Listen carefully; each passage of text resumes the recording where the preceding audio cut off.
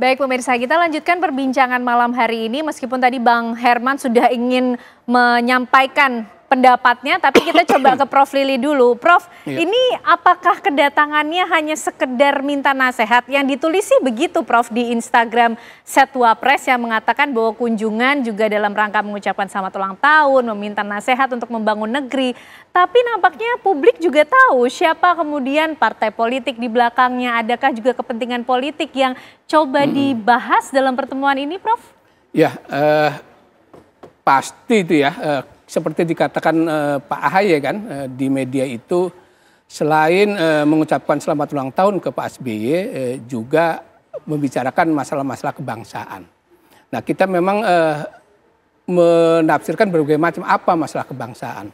Tetapi kalau elit politik berkunjung pasti ada muatan politik.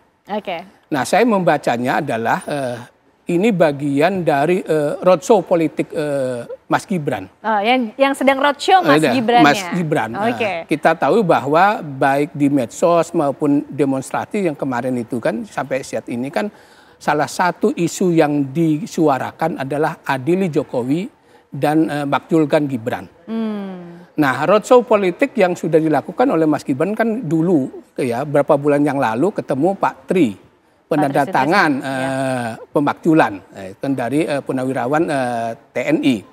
Nah sekarang sekira roadshow politik dibungkus dengan selamat ulang tahun, silaturahmi, itu juga bagian dari untuk semacam ya dukungan politik atau rekonsiliasi atau konsolidasi kekuasaan. Dengan kunjungan seperti ini untuk meredakan paling tidak gitu. Pertama dari kalangan senior TNI, yang kedua juga senior TNI tetapi mempunyai mesin politik, partai politik.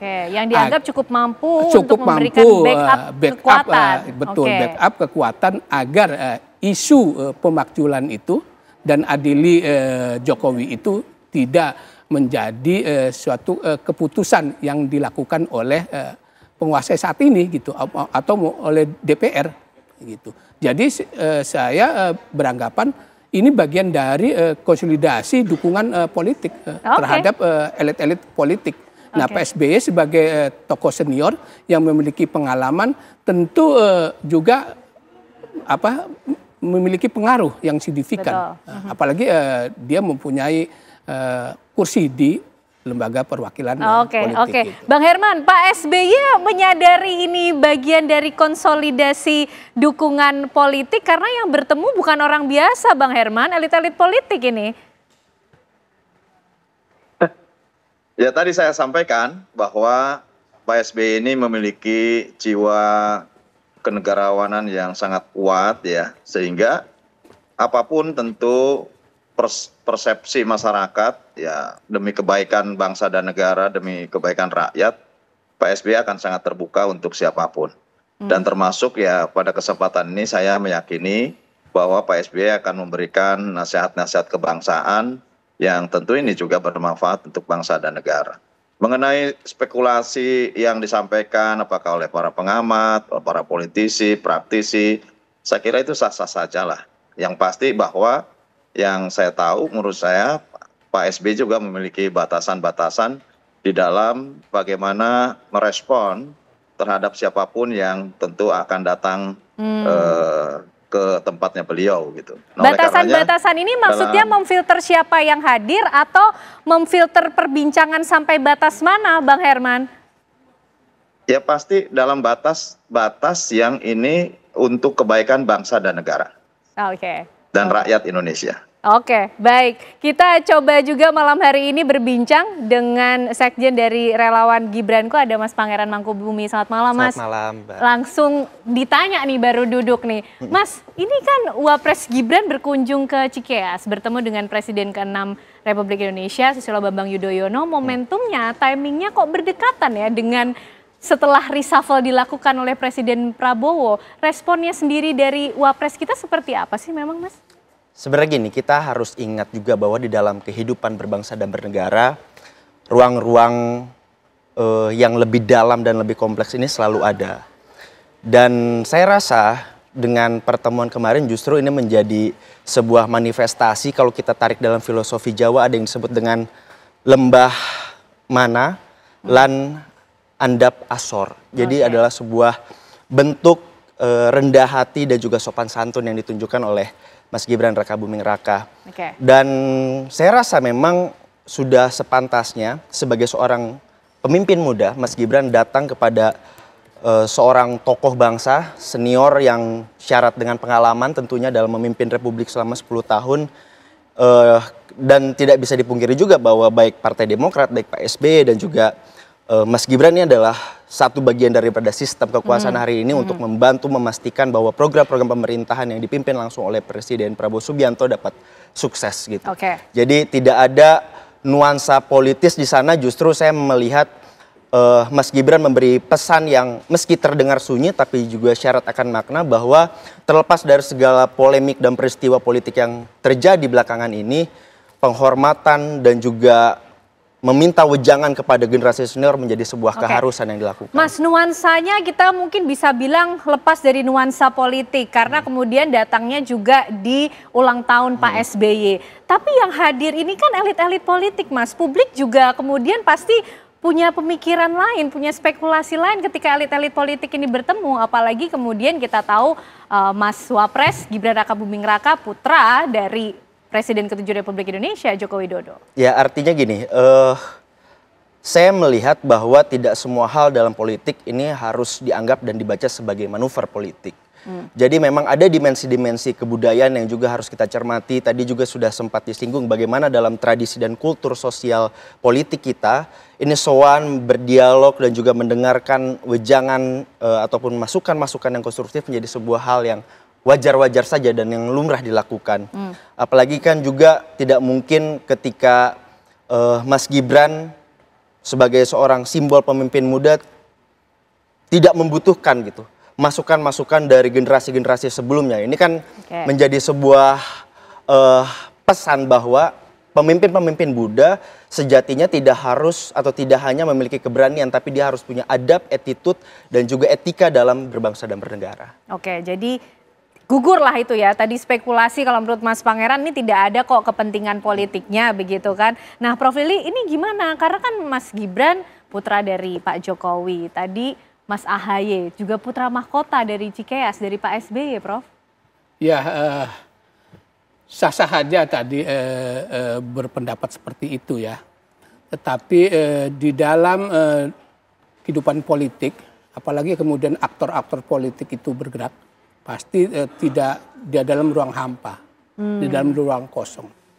Katakanlah bahwa bukan dalam rangka konsolidasi untuk agar proses pemakzulan itu tidak terjadi, tetapi pertemuan dua elit politik senior dan junior itu adalah dalam rangka membangun citra, image politik bahwa sebagai seorang pemimpin politik harus belajar kepada seniornya. Tetapi kan publik membaca bahwa ini adalah membangun citra. Nah, citra untuk popularitas, popularitas untuk membangun suka atau tidak suka kan nanti. Siapa yang sekarang dominan membangun popularitas itu, Prof Lili? Ya nampaknya ini lebih banyak Mas Gibran, karena sekarang ini kan mencoba menggerus, mendelegitimasi tentang kepemimpinan Mas Gibran ini kan. Sehingga kemudian sampai tuntutan pemakzulan itu, baik dari TNI Polri maupun dari kelompok civil society. Maka upaya yang dilakukan adalah membangun citra politik dan konsolidasi tadi, dukungan terhadap elit-elit yang dianggap memiliki pengaruh. Dan kunjungan terhadap Pak SBY adalah suatu yang signifikan.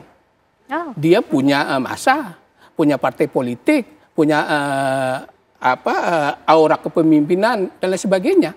Sehingga kemudian dengan kata-katanya, saya sudah berkunjung ke Pak Tri, Pak Tri sudah oke. Saya sudah berkunjung Pak SBY, cium pipi kiri, cium kiri kanan, malah saya cium tangan. Berarti mudah-mudahan ini selesai persoalan itu. Saya kira itu maknanya, karena dalam tadi kembali dalam kehidupan politik nggak bisa di ruang kosong itu.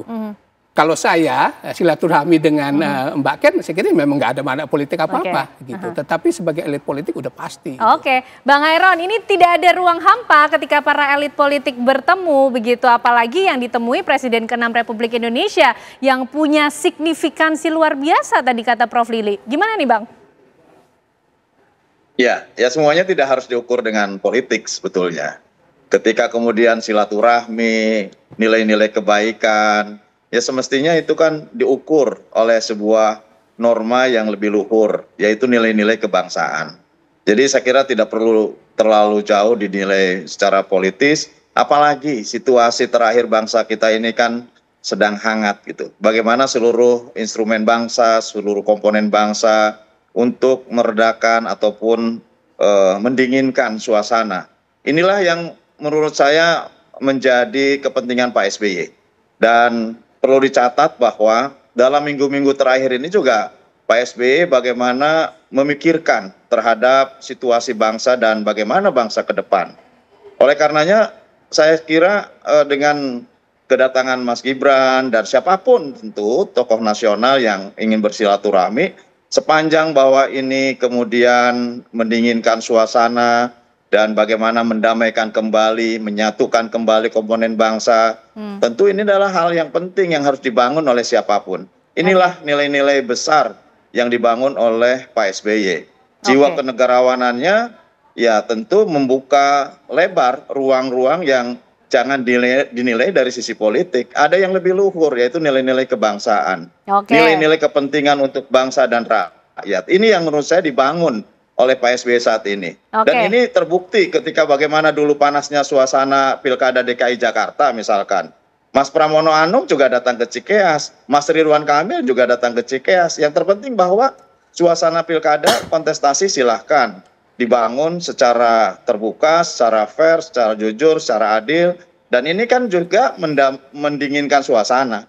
Nah ini yang harus dibangun sesungguhnya. Dan saya meyakini inilah tujuan Pak SBY membuka pintu lebar-lebar bagi siapapun untuk hadir di kediaman beliau di Cikeas. Oke, tidak melulu dari sisi politis. Kalau gitu Mas Pangeran, kita pengen tahu kado apa sih yang dibawa oleh Wapres Gibran Rakabuming Raka ke Cikeas? Atau pesan apa yang dibawa? Ada greeting spesial kah yang disampaikan ke Pak SBY?